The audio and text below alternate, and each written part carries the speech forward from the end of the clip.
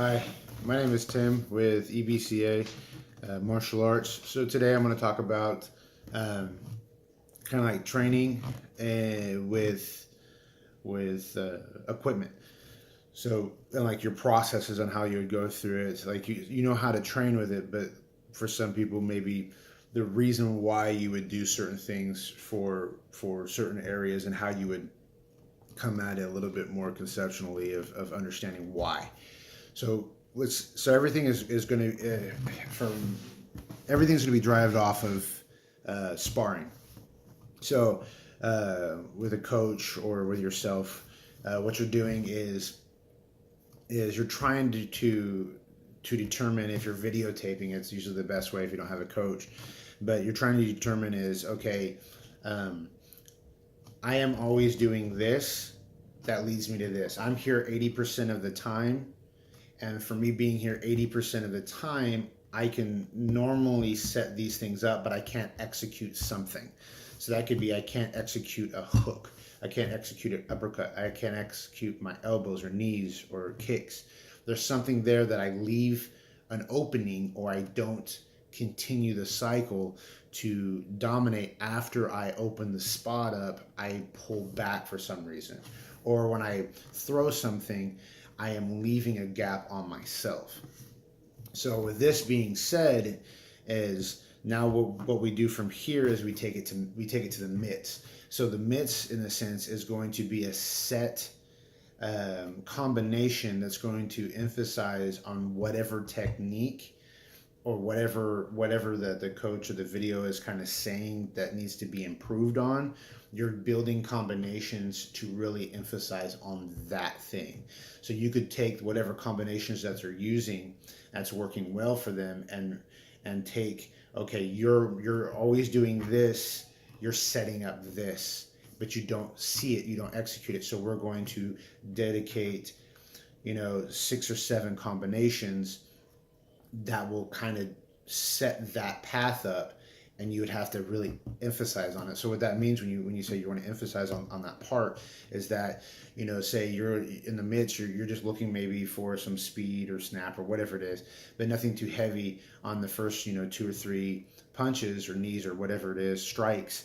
And then on that last one, that's the one that you're really kind of going for. That one's going to be driven in really hard.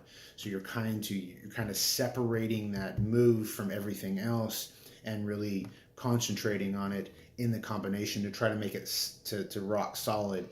That's a move that you're going to do in this kind of situation, or you setting up the gap.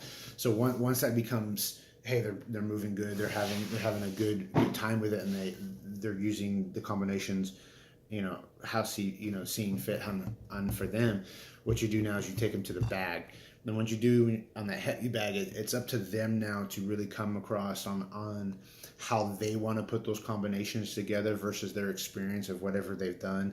And they're going to put on how their body likes to move, and they may use some of those combinations. It's fine, but it's for them to be able to feel on how they can go through and deliver that striking power to it.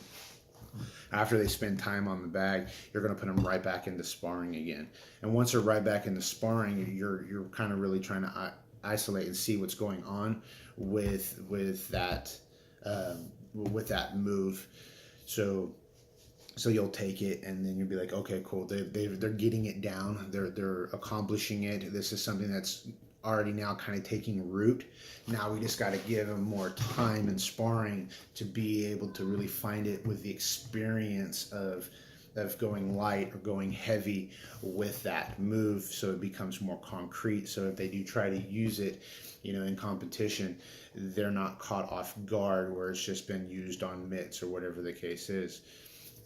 And so in a sense now, if you're training on your own and you can use, kind of like shadow boxing or mirror boxing in two different ways.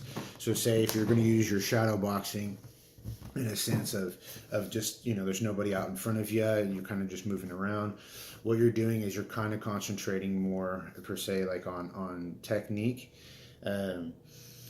versus without having to have a destination of getting someplace. So you're not really looking to pop in right when you're trying to make that connection. What you're doing is you're seeing if when you're throwing, if you're snapping through real quick and you're rotating, you're kind of dialing in your body, and versus you're concentrating on different sections while you're going through combinations. So your mindset is not towards, like mitts. Your mindset is the combination goal of hitting the strikes. On the heavy bag, is like that power versus the combinations that you put together. Shadow boxing is going to be for mechanics and concentrating on your own body functions, on how you're rotating and moving your body, and versus in those kind of combinations. Are you slacking on your shoulder rolls, or is your hips, or your level change? Are all those a little bit different than from each other, versus you can have a dedicated focus time on your body mechanics versus, it's real basics, but you can actually see, is my feet turning, am I rotating my knee, and all these different things. And then when you go to the mirror is pretty cool, because what you're going to do now has two different functions on it. And the first function is when you're running through your motions and movements into the mirror, you're not, you're really engaging in what you look like. So what you're going to do is you're playing devil's advocate with yourself. You're looking at yourself in the mirror and saying, how do I defeat this person in front of me when they throw this combination? So you're trying to look for your own pockets and weaknesses in yourself, your own tells of body mechanics that are not kind of coming through. How would you defeat this person that you see in front? And you could use the mirror, yes, of course, on to set up your shots. And like, okay, I see my head here, I'm going to come this way. You could do all that kind of stuff, but the heavy bag and mitt work, a lot of that stuff already emphasizes on doing that stuff anyways. For here, what you're doing is you're trying to visualize and process your own thinking, is how do I defeat him? So now what this does is that it helps you isolate any kind of flaws that you may have in yourself, but it also is making you think about your opponent in front of you, and how do you dissect whatever they're doing tactically, through their motions and movements or their technical prowess. How do you break these things down and really drive home what you're trying to do, versus kind of getting them off their game. You're processing what type of fighter are you going against inside that situation. So the whole time you may have been told, okay, he's a counter fighter, but now he's pressing. So in that split second, you can realize what's going on, because you're seeing certain mechanics or movements that he's doing, that's kind of showing that he's leaning more towards that type of a combative fighter, and you can kind of adjust yourself to that on the split of dime, because the goal is always going to be the same. It's just usually the direction on how you get there may change up a little bit. So this is kind of just a breakdown on why you will do certain things, or you'll you can use the heavy bag for cardio. Yeah, these all things have multiple things of how you can use them for. You can use mitts for speed, accuracy. You can do all these things with that, but for like the grander scope of certain things, you're looking also to how to not just use it as a workout.